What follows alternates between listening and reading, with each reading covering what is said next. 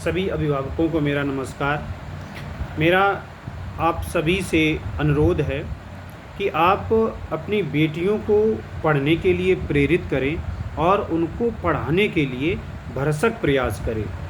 आपकी जैसी इनकम है, जैसी आपकी सुविधा है, आप अपने बजट के अनुसार विद्यालय को चुनिए।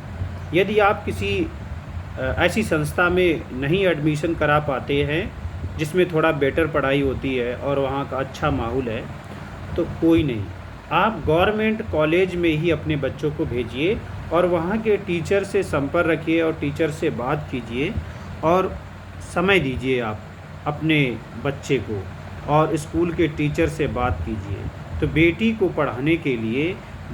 पढ़ाने के लिए आप भरसक प्रयास कीजिए।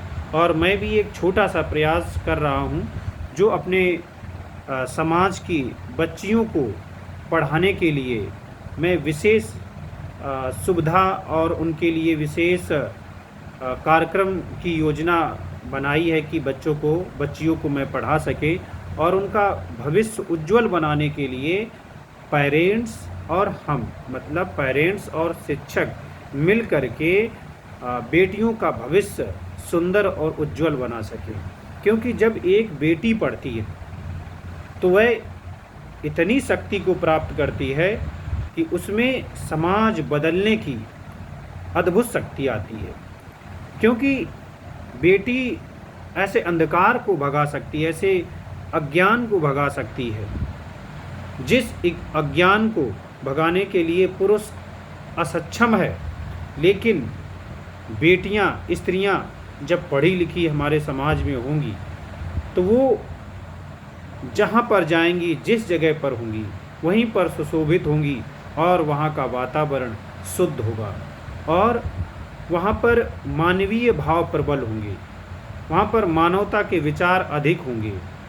जब बेटी पढ़ी लिखी होगी और वो आत्मनिर्भर बनेगी, जब आत्मनिर्भर बनेगी आर्थिक रूप से, सामाजिक रूप से, शैक्षिक रूप से, तो उसके अंदर अद्भुत आत्मविश्वास आएगा। वो आत्मविश्वास समाज को एक नई दिशा देने के लिए ऊर्जा को एकत्रित करेगा और अपने राष्ट्र को सशक्त बनाने में एक अहम भूमिका का निर्वहन करेंगी। तो मेरी आप सबसे विनम्र प्रार्थना है कि अपनी बेटियों को पढ़ाने के लिए भरसक प्रयास कीजिए। और मैं भी एक छोटी सी पहल कर रहा हूँ कि बच्चे तो सभी बराबर होते हैं, बेटी हो या बेटा हो, लेकिन अभी भी हमारे समाज में कहीं न कहीं अवचेतन मन में हल्की सी निराशा सी मैं पाता हूँ बेटियों को लेकर के। लेकिन मेरा मानना है बेटी और बेटा में कुछ भी फ़र्क नहीं होता है। सोचते हैं कि बेटा मेरे पास रहेगा, मेरे लिए काम करेगा, लेकिन बेटी भी यदि शिक्षित है तो वो भी आपके बेटा की तरह ही सेवा करेगी। मैंने बहुत सारे ऐसे परिवारों में देखा है कि बेटी बेटा से भी अधिक अपने माता पिता का, अपने और जिस जगह उसकी शादी हुई ससुराल में, वहाँ पर भी वो उन सब की सेवा करती है जैसे एक पुत्र करता है और पूरी देखभाल करती है। ये सब संभव हो पाता है शिक्षा के कारण।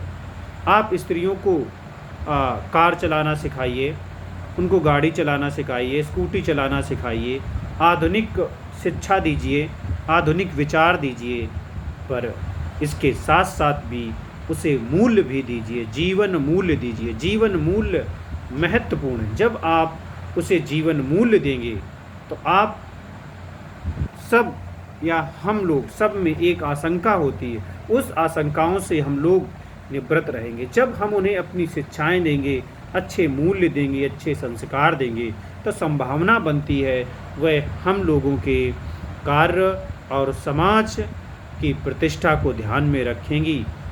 यदि उन्हें अच्छी शिक्षा दी जाएगी, अच्छे संस्कार दिए जाएंगे, सम्मान दिया जाएगा, तो बेटी पढ़ाओ और बेटी बचाओ।